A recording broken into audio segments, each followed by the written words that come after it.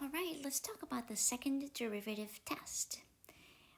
This test is really important to help us classify critical points. That is its purpose. And we're going to be using the second order partial derivatives. So let's first suppose that those second order partial derivatives are continuous throughout an open disk centered at AB, where we have found that AB is a critical point because the partial with respect to x as well as the partial with respect to y are both equal to 0. We define d of xy, this function, that will be the product of, so you can see here, the product of the second order partial both with respect to x times second order partial with respect to y minus the mixed partial derivative squared.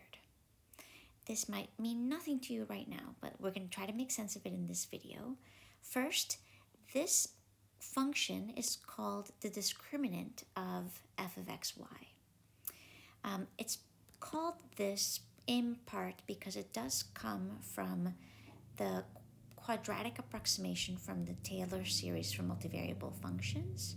So you might remember from algebra that the discriminant is the part of the quadratic formula that's x squared minus 4, b squared minus 4ac. It has something to do with this, but that is beyond the scope of this class.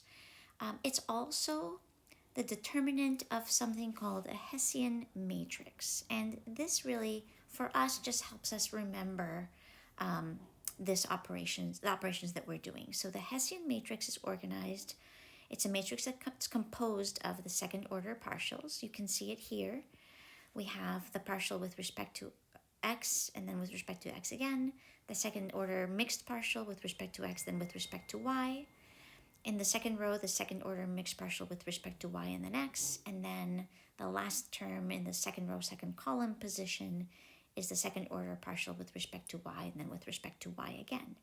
And if we find the determinant of this matrix, well, that's just going to give us d of xy. So here we go. If I write this as the determinant of the matrix, we'll multiply across. So we have that product of our second order partials with respect to x and y, minus, then we multiply this way, and we'll have f of xy times f of yx. But we do have a little note here. Recall that mixed partials are equal. So that's why we can write just f with a subscript of xy squared. Now, let's develop this test. It will use this discriminant function or the determinant of this Hessian matrix. And this is what the test says, and then we're going to talk about 3 of the 4 parts explicitly. So 1, if this discriminant at our critical point AB is greater than 0 and the second order partial both with respect to x is also greater than 0, then we have found a minimum value of the function. So f has a minimum value.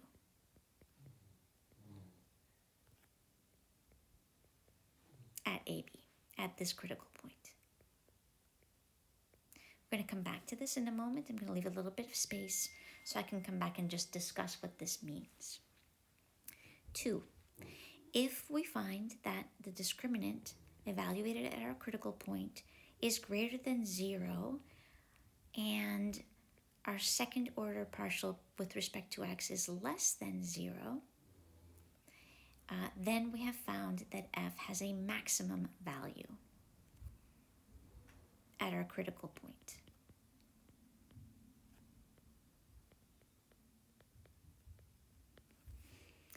Okay, those are the only 2 possibilities those are the possibilities we're going to look at for the discriminant being greater than 0, and I'll explain a little bit why those are the only 2.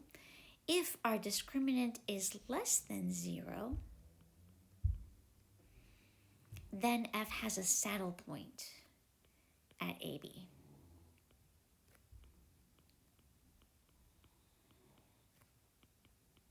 previous video to this when I defined saddle point and showed an example. And then finally, if turns out that we get a 0 for our discriminant, then this test is not sensitive enough to figure out what's going on at AB. So the test is inconclusive. In class, I'll show you an example of what that could look like. Probably won't do it in a video, but that's what happens. It just means that there are nuances to the graph that this test just cannot pick up, and so it cannot tell us whether there's a maximum or minimum value or saddle point. So let's talk about what's going on with these 4 options that we have here. So let's go back to the first one, and I'm going to rewrite the discriminant here so that we can understand it a little bit better. So we have second order with respect to x, second order with respect to y, minus f of xy squared. Now, if this is positive, discriminant is positive, and what this means, one of the things that we can understand from this, if this is positive, is that this product has to be greater than this term. That's because we're subtracting something positive, so if this were larger, then the discriminant would be negative.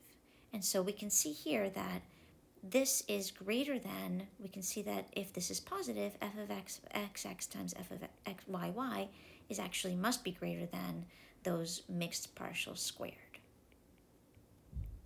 We have that. Okay, so if this is greater than 0 and if the first term is also greater than 0, so that's going to mean both of them are, right? If this is positive, either they're both fxx, fyy are either both positive or both negative. In this case, they're both positive.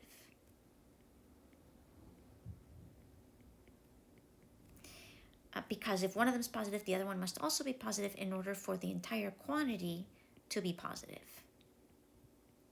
So what does that mean? You might recall that the second derivatives with respect to x and y tell us about concavity. And so this means that in the x direction, we have our function's concave up. Here's our critical point. In the y direction, our function is also concave up. So that must mean then that we have a minimum value at that critical point. Okay, let's turn to our second case. Again, same Hessian determinant. And this time we have found, let's suppose, right?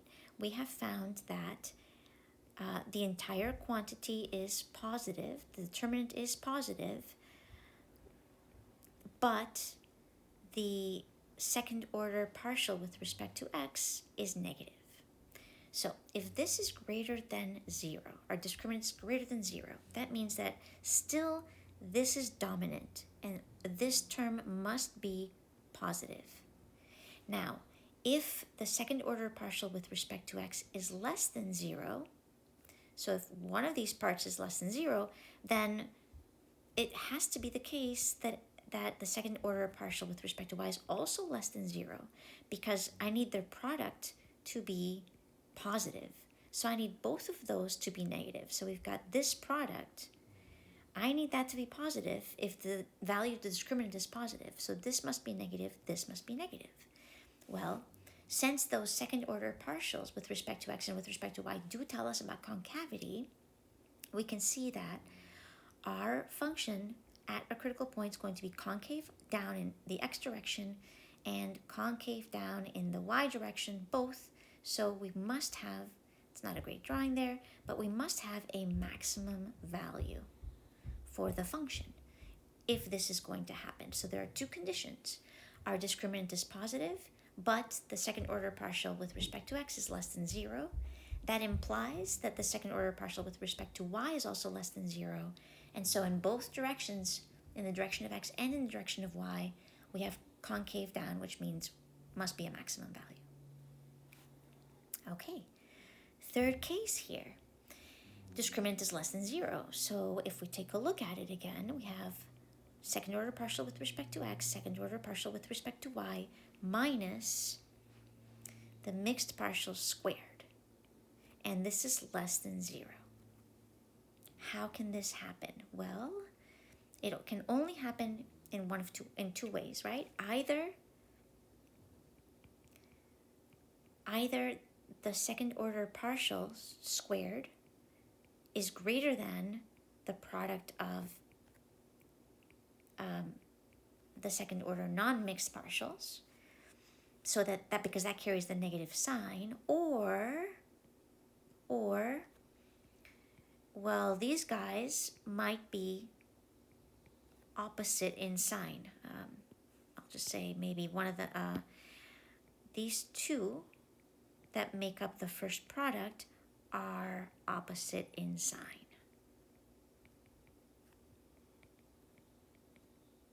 If they're opposite in sign, we have a saddle point, because it means in one direction my function is concave up, but in the other direction my function is concave down, which means that we're going to have a saddle point.